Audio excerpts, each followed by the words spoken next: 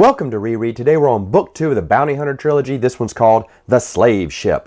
And this one begins where Bosk gets tricked. It's in the now. Bosk is following Boba Fett, but he gets tricked by Boba Fett when he thinks there's a bomb on the Houndstooth. So he abandons the Houndstooth, gets in an escape pod, all to find out it's a trick by Boba Fett, who abandons the Slave One and gets on the Houndstooth because he doesn't want anyone knowing he's alive. And there's a lot of dialogue here that goes nowhere, but the reason he let Bosk live was because Bosk won't tell anyone that Boba Fett's alive as long as he got embarrassed by Boba Fett. His pride won't let him. Yeah, but killing him will do the same thing, and they don't really do a good job explaining why he left him alive. It's just that maybe H.W. Jeter did not get the okay to kill off Bosk. But regardless of that, they take the Houndstooth and escape. Now, during all this, Neela is wanting information from Boba Fett, and I remember this scene because I don't like it. And she gets the drop on Boba Fett. Yep, she's faster than Boba Fett. She's better than Boba Fett. She grabbed his gun out of his own holster before he could even get it. Whoa, she's super fast, and Boba Fett's caught. He's like, "You got me." And then he was like, "Can I have my blaster back?" She's like, "No, I think I'll keep it." Okay, so a made-up character is better than one of the most beloved bounty hunters in Star Wars. Nope, I don't like it. Well then, because, she's a bad A, she kicks Dengar up. Dengar goes, "Oh, my ribs, that was a big kick." And then he sees a blaster at his forehead. She went, "Tell me the rest of the story of Boba Fett's past when he broke up the Bounty Hunters Guild." I don't know why this is important. I've totally forgotten if it is, but just so we can tell in the past, but no, not good. So then it goes to the past where Bosk and Boba Fett are hunting down a rogue stormtrooper who the Emperor's put an enormous bounty on. And there is more long dialogue. Here it is. Bosk and Boba Fett are going to team up. And Bosk is like, "Wait a minute, why do you want to team up?" And by the way, the Bounty Hunters Guild has been split at this point. It's the new Young Bounty Hunter Guild versus the Old Bounty Hunter Guild. And you think that would be something relevant, but it's really not mentioned much throughout the whole book. Like, they've just kind of dropped the whole Bounty Hunters Guild storyline. Even though it's still the focus of Prince Caesar. He's trying to break up the Bounty Hunters Guild even more. And this whole thing with the Stormtroopers is a ruse to have some enormous bounty that he put up. The Emperor went along with it, but it's his money he's putting up to get all the Bounty Hunters to be super greedy, and it's every man for themselves. Okay, I still don't get it. I mean, they've talked for hours, for pages, for chapters, why this is so important, but it still doesn't make sense to me. Also, in the past, there's this, every scene goes way too long. It's just dialogue, exposition, and nothing happens. Like, truly, this is over 2 chapters. Bosk questions what Boba Fett's true intentions were in the last book, and he recounts basically everything that happened. I get it, you wanted to fill people in on what happened on book 1.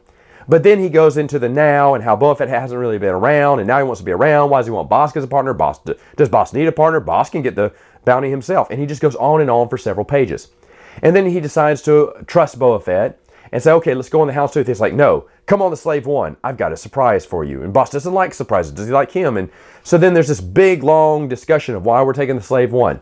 They finally get on the Slave One. And Bosk is trying to guess what the surprise is. And Boba Fett's like, "Nope." And Bosk's like getting furious. And you're like, are we going to come to a point here? And the point is, he brings up the dead body of Zuckuss. And you're like, "Oh no, Zuckuss is dead." And then, for another 2 pages, Bosk is wondering, I understand killing in anger, but killing because it's convenient? That is scary. What? Why would he say that? Why would he think that? Either way, though, he's like, "Look, you're going to betray me to the stormtrooper and say, hey, look, I want to work for you and kill all the other mercenaries," or something like that. "And look, I've already killed Zuckuss because I don't want to split the bounty with him, and I took care of Boba Fett. Or I'm going to betray Boba Fett." This is very long. But when they finally get to the planet and Bosk is at the bar, there's another 10 pages of him just thinking about things at the bar. The stormtrooper gets the drop on him.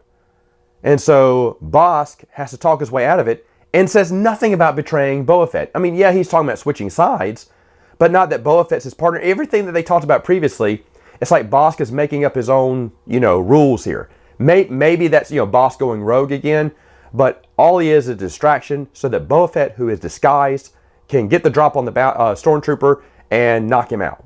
And if you don't think the book is pointless enough, it then switches to Kuwait of Kuwait, who we really don't see throughout most of this book. He's got a good 50 pages or 2 chapters of him attending some kind of meeting, a clan meeting. There's an older elder of the council. He's not the leader. The leader is sick, and he talks to the elder who delivers the message to everyone else there.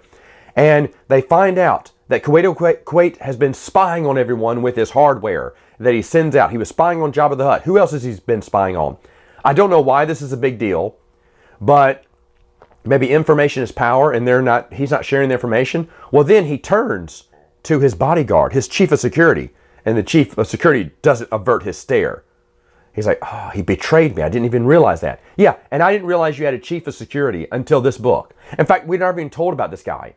We're still not sure who Kuwait of Kuwait is, and now we're supposed to be in awe that his bodyguard betrayed him. There was no relationship to begin with here.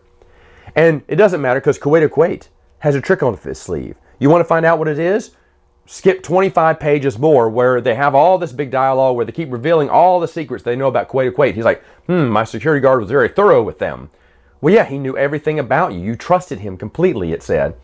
But then the secret is that he knows the chief leader or whatever is dead, and that the elder killed him a long time ago, but has been speaking through him since everyone respected the old leader and would not respect him if he became clan leader. And everyone turns and goes, what? Is this true?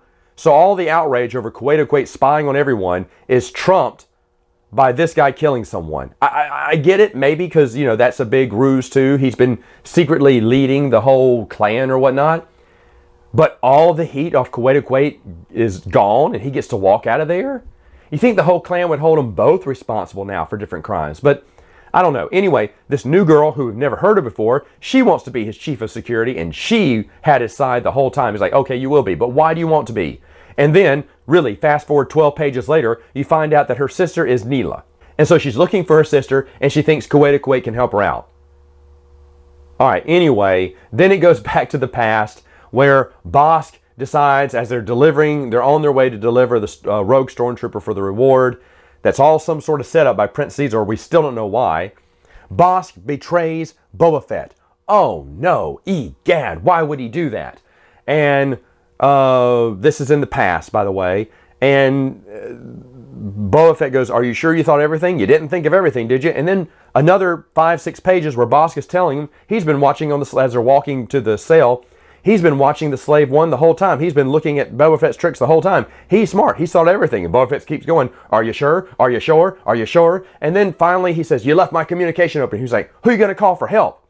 And Boba Fett whispers something in his helmet that Bosk can't hear. But he hears something on the ship. He's like, good try, but I know there's no one here. You all know Zuckuss isn't dead. He was faking it. And Zuckuss has been working for Boba Fett the whole time. He knew that Bosk would betray him. I'm fine with this. And he goes, wow, and Bosk is upset. Zuckuss, we've worked for years together. And Zuckuss is like, I know, but Boba Fett made me an offer, 40% of the bounty. And Boba Fett's like, yeah, now give me your blaster. So Zuckuss gives him the blaster, goes, okay, now you two are going to die now. That's not Boba Fett. If he makes a deal, he's going to follow through. Remember, a deal's a deal. But it's not, because he's going to betray Zuckuss. It seems so uncharacteristic. This whole book does not feel like Boba Fett. Plus, he talks a lot, too. But, of course, he's trying to fool Boss, so I kind of get that. But betraying Zuckuss for no reason? He didn't even give a reason. He just says, you shouldn't have trusted me or whatnot. It's like, whoa. Boba Fett would never do that. It's like H.W. Jeter read Tales from Jabba's Palace, and I don't know what else he read. That may have been, and Shadows of the Empire. Obviously, he loves Shadows of the Empire. And he didn't decide to read Tales of the Bounty Hunters or anything else. He just wanted to tell his own fictional story without any help. He doesn't sew any continuity in there. You're thinking, well, Matt, give him a break. It is a Bantam novel. True, but look what A.C. Crispin did. H.W. Jeter could have had a really good, strong series here.